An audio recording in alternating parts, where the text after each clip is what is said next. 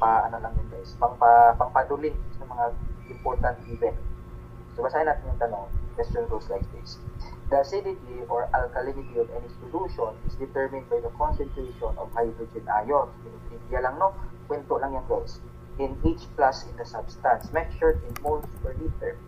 Acidity or alkalinity is measured on a pH scale using the model. So, meaning ito, important formula yan kasi magagamit natin ito guys. So take note of that. So this is the formula that models the pH level, no, of a certain substance or a certain solution. The pH scale is from 0 to 14 o another trivia, no? Okay, kasi nga 0 or meaning yung ano natin, yung neutral kasi natin guys na pH o level is pag sinabi natin pH guys, that's power of hydrogen, no? So meaning it's the hydrogen concentration within the solution. So meaning if yung pH level natin is less than 7, meaning acidic yun. Okay, so meaning yung 1, napaka-acidic na yan guys, no? Maano ka na dyan, mapapasok ka na yan, no? For example, yung mga sulfuric acid, yung mga nitric acid, okay? Phosphoric acid, yun yung mga strong acids. So meaning yung pH concentration nun is less than 7 or meaning somewhere between 1, no, or 2. Kasi very acidic na yun. Now, on the other hand naman, mayroon din tayo tinatawag na basic. Yung basic naman, that's a type of solution that has pH of greater than 7. So meaning, one of the characteristics of basic is yung mga mapapait, no? Yung bitter gourd or yung palya guys, that's basic, no? Okay? Yung vinegar naman, that's acidic kasi nga, sour. Alright? So yan, another trivia lang, no? Values below 7 have progressively a greater acidity. Values greater than 7 are progressively more alkaline or basic. Sinabing alkaline, pait or mapakla. Normal unpolluted rain has pH of about 5.6. So meaning, normal rain pala is slightly acidic at 5.6. The acidity of rain over northeastern United States, caused primarily by sulfur dioxide emission, has had very damaging effects. So may tinatawag tayong acid rain. It's very alarming guys, no? Itong acid rain kasi this has a lot of damaging effects din sa mga structures natin, especially sa mga steel structures kasi nga steel reacts sa acid, no, to form iron oxide or yan yung tinatawag nating rust, no, or kalawang. One of the most acidic rainfalls recorded in history is 2.4. 2.4 guys, wala dito guys, no? Very acidic na yan.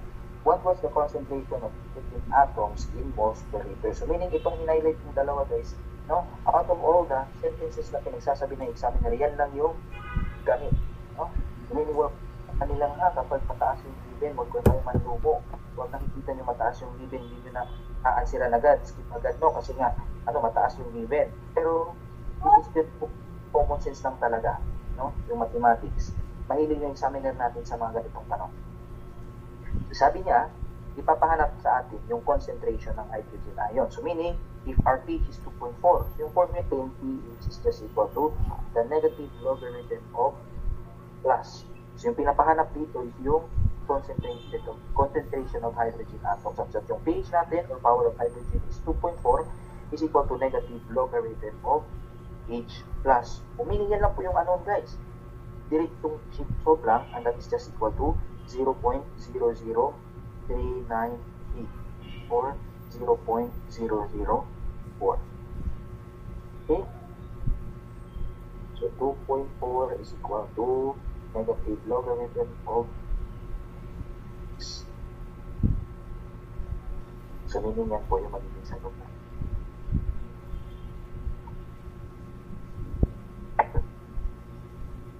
Okay? Yeah. Next, number 20. A man rows downstream at the rate of 5 miles per hour and upstream at the rate of 2 miles per hour. How far downstream should he go if he is to return 7-4 hours after leaving? So meaning, meron tayo ditong sapa o nagkayaking ka dyan guys. Okay, nagkayaking ka dyan. Such that,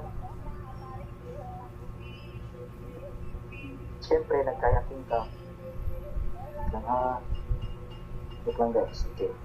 i-draw ng maayos para medyo realistic. Okay? Hindi naman perfect straight yung ano natin, may ano man yung guys. So, lagyan natin ng mga wave. Yan. Para medyo realistic yun. Yan. Okay? So meaning, itong wave, itong ano natin, meron yung, syempre meron yung water current. And yung water current is very obvious going downward, no? Kasi sasabay lang naman yun sa gravity, guys. Okay? It's very unlikely na, may nakikita ba kayong, yung sapa na yung agos is pataas sa bundok? It's very impossible, no? Okay? So meaning, yan.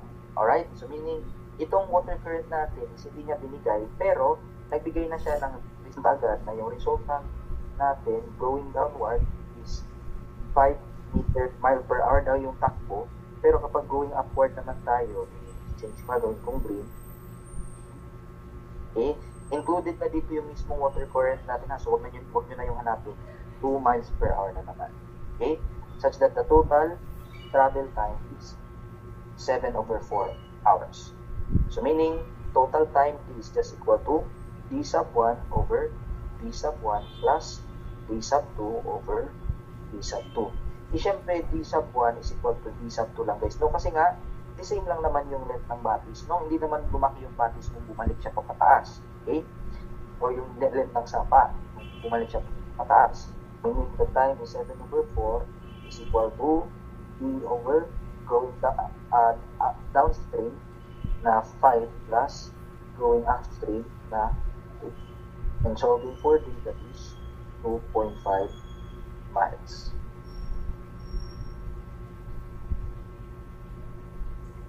Okay? 7/4 is equal to x over 5 plus x over 2. So yan, 2.5. Okay, next. A man makes and sells n balloons a day. Each cost x pesos and is sold for y pesos. If n, x, and y are all increased by 10%, determine the percentage increase in the profit per day. Okay? Now, how are we going to get the profit? Yung profit natin, guys, is just equal to the number of items sold times yung selling price minus the cost. Ano tawag yung costing price? Hindi na siguro yung costing price na very bad way. O basta yun, guys, yung cost in making that one unit. Siyempre yung selling price mo mas malaki, no, kaysa sa kaysa sa mo costing price mo. Kasi pag mas maliit yun, guys, ipamigay mo na lang yan, no? Kasi malulugi ka, no? Malulugi ka kapag mas maliit yung selling price. Ay nako, okay? Going to zoom. Anyway, ma-out na tayo, ha? So, we'll just, after that, tapusin muna natin to. Magsurutuin ako, guys, ha? So, meaning ito na yung profit natin. Now, sinabi niya, that is 1. Now, sabi niya dito, what would be the increase in profit kapag i-increase natin yung n, x, at saka y 1.1 lahat. So, meaning yung n natin is 1.1 yan, tapos yung y natin 1.1 din, tapos yung x natin is 1.1x din. So, mangyayari dito, that would become, yung 1.1 na to, common yan, no? So, meaning mangyayari 1.1n times 1.1 times y minus x. So, meaning, simplify pa natin yan, 1.1 times 1.1, 1.21 squared, no? Or 1.21 pala, times n, y minus x. So, meaning, what's the percentage increase? So, kapag hanapin natin yung percentage increase, delta profit is just equal to P sub 2 minus P sub 1 over P sub 1, simple, no? So, meaning, delta P na times 100%. Okay? Percentage increase. Profit. So, meaning,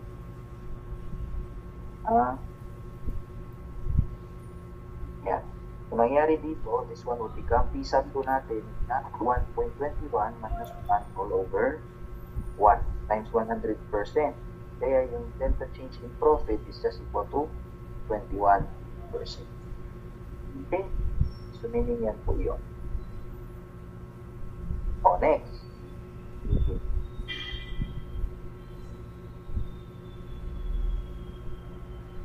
Next. The price of a dress is reduced by 40%.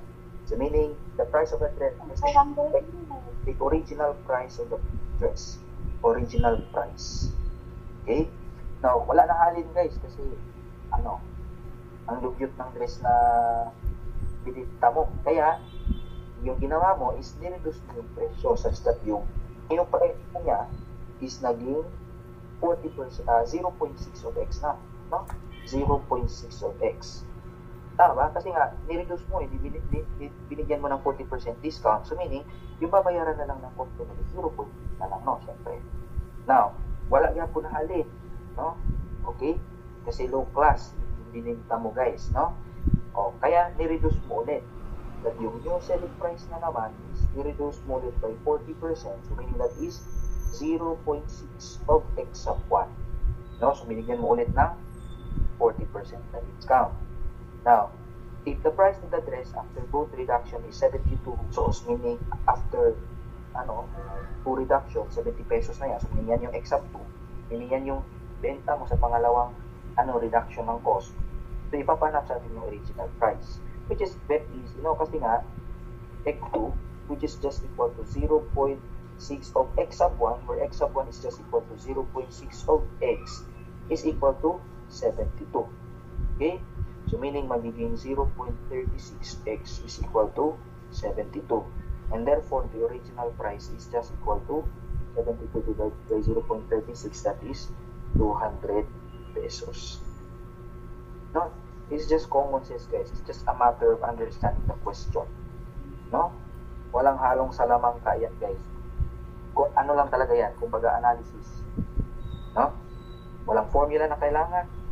You just need to use your brain cells.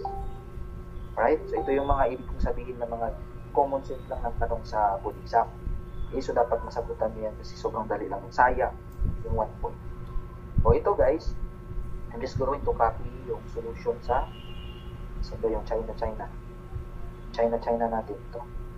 Okay? Kasi the same lang yan. Exactly the same, iba lang yung tinatanong.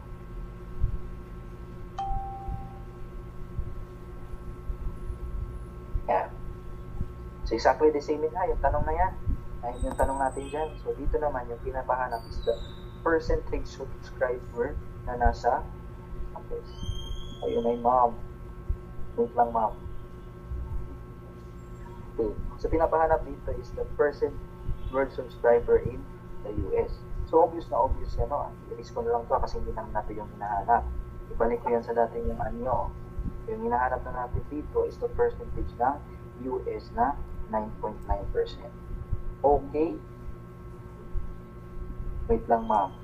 Going to finish this one first. Okay, so 9.9 yung magiging sagot natin. Alright? Sige. Let's proceed. O, ito yung tinatanong sa akin kanina. May nagtanong nito. A country barn houses chickens and pigs. Okay? Meron ka daw si Old MacDonald had a farm. Yeah. So meaning, meron siyang chicken and pigs. Alright? Now, in order to determine the exact number of each kind of animals in the barn, take note ha, dalawang klase ng animals lang meron sa barn natin, chickens and pigs. Okay, so meaning 4-footed and 2-footed creatures or animals. Now, sabi ng owner, the former owner told the visitor to simply count the total number of heads and legs. The visitor did so and reported 60 heads. Okay? So meaning guys, nakakita ba kayo ng chicken na dalawang ulo or pig na dalawang ulo? Wala naman, di ba, no? Isa lang talaga yung ulo ng guys, such that if we're going to represent as the number of and y as the number of pigs. So therefore, x plus y is 60. Tama? Yes. Now, the visitor did so and reported 60 heads and 140 legs. So meaning yung 140 legs na yun, included na yung legs ng pig and ng chicken. Now, alam natin na yung she has 2 legs. No, wala naman. So, let's just, at alam ko na may mga may mga instances na may mga chicken na isang leg lang or tatlong leg or apat na leg. Okay, so let's just disregard that one kasi nga we're just going to consider normal condition, no? So normally yung chicken natin dalawang feet lang, no? Two foot creature lang yan, guys. Two-footed creature. Okay? Tapos yung pig naman natin, four-footed. No? Okay. So, meaning, dalawang foot ng chicken times ilang chicken meron tayo, X, plus apat na legs or foot ng pig at apat na feet, tapos meron tayong Y pigs, so 140 yun lahat. That's very obvious, no? Pasok mo lang agad yan sa mode 5-1, guys, kasi that's 2 equation to balance. Okay? So, yung sulat mo dyan, ito yung sa chicken, ito naman yung sa pig. So, yung chicken natin, 1, 160. Ito naman, 2, 4, 140. Okay? So, meaning getting chicken, yung chicken natin is 10. 50 pala. The chicken is 50, and then the pig is 10. So, there are 10 pigs. Okay, that's very basic. Any question? Okay. Let's proceed to the next question. Yan. O, ito, no? Sige. I